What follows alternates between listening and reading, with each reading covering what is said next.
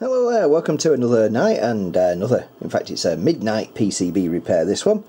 So this is a Tehkan or Centuri Pleiads PCB that was with us up at Blackpool, Play Blackpool a couple of weeks ago. And this one, I decided it was a little cabaret cab that we have that's been kitted up as a dedicated. And this one decided it was going to throw a fit, die on us, and stop working after Saturday. So unfortunately it's had to pay a visit to Dr. Repairbench here. Made a loom up over here for it onto the test rig and see what's going on. So what we're getting is just garbage basically.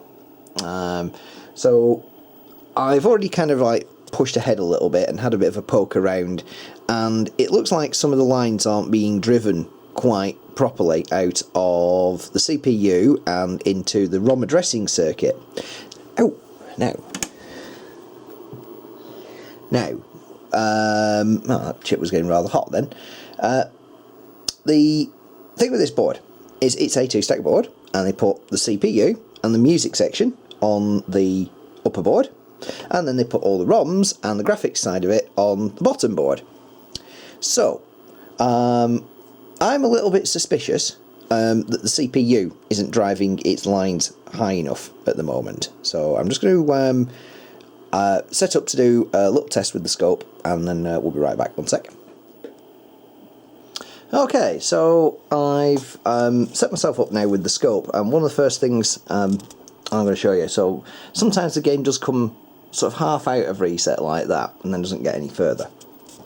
So one of the things I'm looking at here is I'm connected up to pin 21, which is it calls it A8 on the CPU, not quite sure why. This is an 8085A based CPU. It's actually, yes, it's a Mitsubishi and an M5. Sorry, is that Fujitsu? I'm not sure. Anyway, if you look at the scope over here, these logic levels aren't being driven quite how they should be. So down here is your ground. I always offset from the centre of the screen because I like to actually see a nice big fat signal on my scope. So these logic levels aren't being particularly well driven. They've only been driven by about one and a little bit volts, which is wrong. They should be all the way up here, at least above 2.5. They should be well up in the 3 point something to 4 volts region to be working. So that kind of throws me thinking that the CPU might possibly be duff. Okay, so I'm quite fortunate that down here I have another Pleiads board. I'm going to whip the CPU off it and stick it on this board and see what happens, see if we get any further. Okay, so I've popped in a replacement CPU, and I know the CPU works because that board booted up but had some other issues. So I'm going to fire it on now and show you what happens. So straight away the logic levels are a hell of a lot higher than what they should, so I think we definitely had CPU problems. What we've got over here though is the game has actually started, but it's been reversed, and I know that that's reversed because the other board that I just used to kind of test where we were up to test the CPU was definitely the wrong way up. Now what I've actually had a little bit of a poke around already and pulled a chip off the board, and it was an LS32 over here, and what I've done is I've put you the old one in just to show you what was going on with it. But basically I've had to pull an OR gate here and here to get it to work. So what I did is I actually threw the other one in the bin straight away and can't find it now, and can't be bothered to fish around in the bin. But if I take out this LS32 here and put the good one in that we've got, which I'm going to just pause the camera for a second and swap them over. Okay, that's swapped over, and we'll start her up, and ta-da! Yeah, so the game comes up now. Now, it didn't at first. I've had to actually do some other things to get it to work, and the thing was that it's quite late at night and I've kind of rushed ahead a little bit, so this is kind of more of a retrospective view. I'm just going to cover a topic. So, on the ROM board here, the RAM section of it is controlled by some multiplexers, some LS157s, and these 157s require a pin to be pulled to ground, which is the STB pin. And I'm going to turn the board off so it's off now. I'll show you what I've had to do to fix it actually. flip the board over, and on the back here you'll notice I've had to make a few wire patches.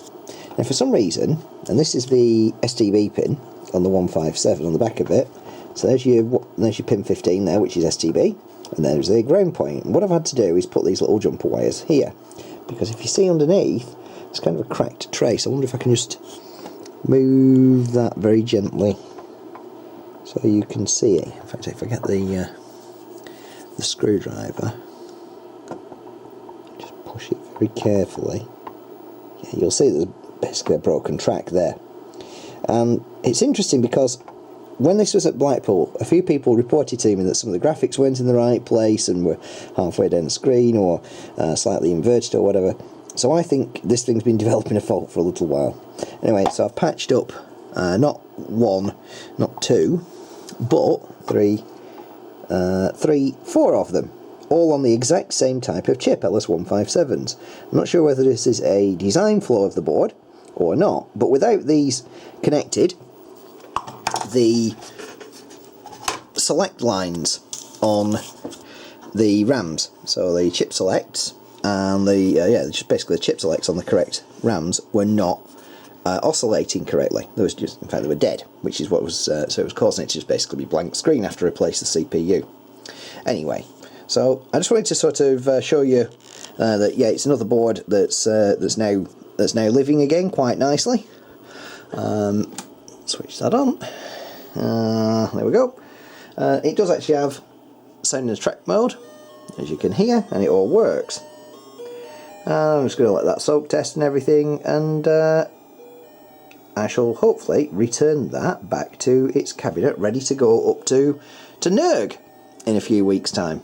So, well, pile through the repairs. I have one or two more to do. So I'll just turn that back down a little bit.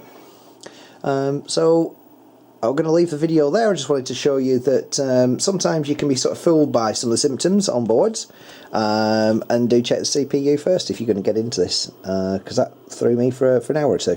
Because I started poking around and thinking, the CPU must be running, but those logic levels there are exactly what the CPU should be outputting. If I just sort of zoom in a little bit more, we should see, hopefully, slightly better representation. That's actually the first of the addressing pins, is that one that we're looking at there. Alright, anyway, that's it for this one. I know it's kind of a retrospective one, because I'd already done most of the repair before I picked up the camera, because it was quite late at night. Had to build the loom up first, but now I've got one. This one will also do Phoenix boards as well. So Phoenix and Pleiads are the exact same pin out. So if I ever come across if my Phoenix board ever has a little bit of a wobbler, I can sort that one out as well. Anyway, thanks very much for the recent support that you've all been giving me on both Facebooks. I've been posting the videos to both Facebook and YouTube to make sure there's an equal audience. Some people aren't getting the YouTube notifications. So this one will be on both as again, and hope you enjoy this. Thank you very much for the support that you're giving me so far, and chiming in, and thanks for spotting the problem with the championship splint board the other day. And so I'll get on and well, it's late now, it's silly o'clock again. What time are we on? Oh, yeah, 20 to 2 in the morning, so another one of those ridiculously late night repairs. Right, anyway, so do hit the old subscribe button up in the corner, and if you like what we've done, please give us a like, and ask us, give us a comment as well, ask us any questions, things like that. So I'll try and be a little bit more methodical. Other boards that are coming, I have another couple of Tron repairs to do. There's a Cosmic Gorilla, a really old one that's been sat over there, and I feel more confident about doing it now. It's actually quite a simple fault, it's just a coin-up fault. What else have we got that's in the repair queue at the moment? Do you know, I know I've got a number. Oh, Green Beret, there's one of those. There's a few Hyper Sports coming, some graphics problems on those. I've got to do some bench testing of some games as well. And somebody said to me the other day, do you actually play any of the games, or do you just fix them? I actually play more games now than before. And because this will now, I'll probably stick this in the Goliath in the other room, and give it a bit of a soak test for a couple of days. Play the hell out of it for a day or two just to make sure the board works. I'm not particularly good at this particular game, but yeah, I actually probably spend more time playing now, and I usually sort of go up to Arcade Club every Saturday night and do a bit of usually end up sort of standing gas bagging in the hallway on the way in, and sometimes I end up talking tech, and sometimes I end up playing some of the games. Hypersport Station in the hallway at the moment up there. Oh, that's a board that's going to get a repair job as well, because the sound keeps stopping working. Anyway, I'm waffling on now because I'm starting to get tired and I'm thinking of ways to end the video, but so I'll see you on the next one, and please don't forget to like, comment, share, subscribe, and if